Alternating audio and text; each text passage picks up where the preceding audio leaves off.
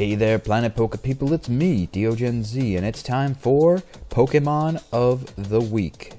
This week, we're heading to Hoenn to check out one of my favorite dragons of all time. It's Flygon.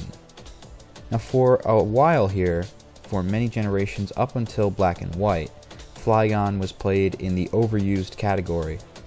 However, with all the powerful new enemies and allies that you could add to your team in the Black and White era, not to mention all the new Dream World abilities which upgrade some older Pokemon that were powerless before, Flygon falls back into underused category.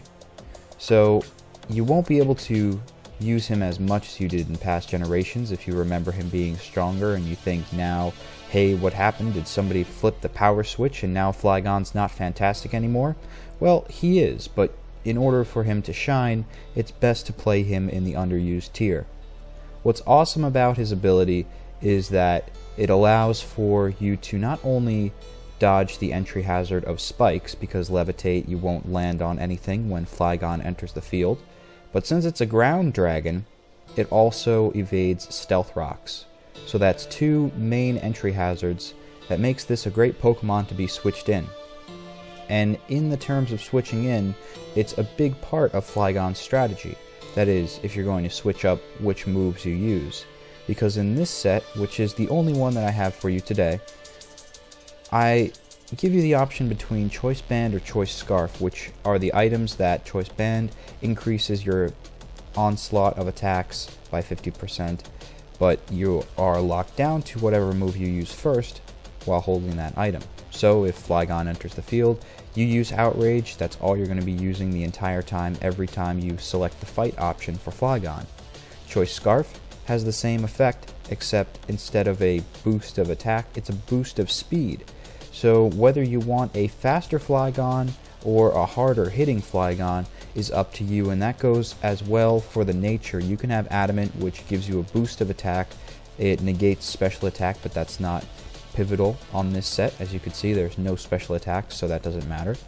Or you could go with the Jolly nature, which will increase its speed but diminish its special attack. Again, that doesn't matter, but the increase of speed or attack, it's up to you how you want to play.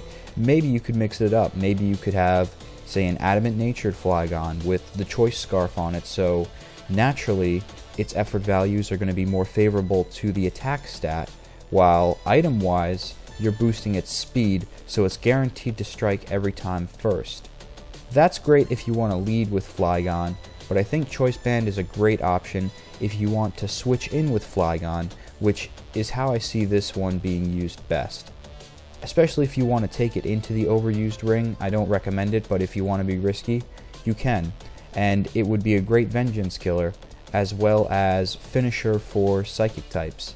If it comes out to you and a Jellicent, you can throw Flygon onto the field, use a U-turn, and with the Choice Band, it will safely go back to the trainer and then be reloaded for another powerful attack.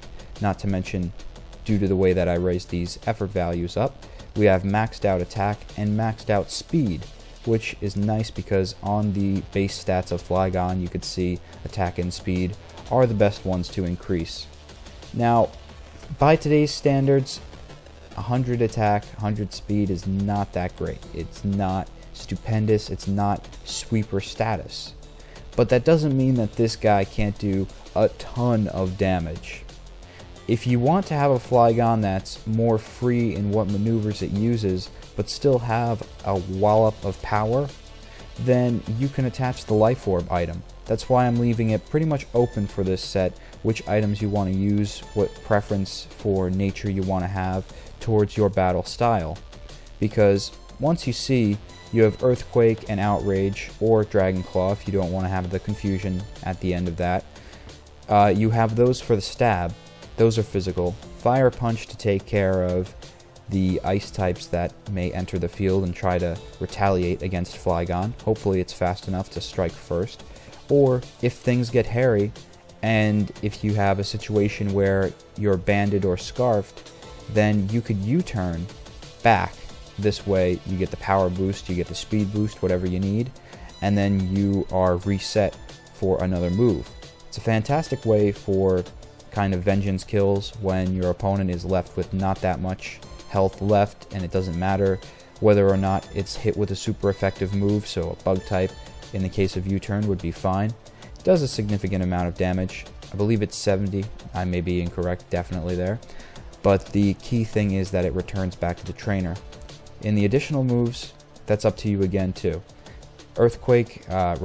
Outrage is a good thing to be replaced with Dragon Claw if you don't want to be locked into that move.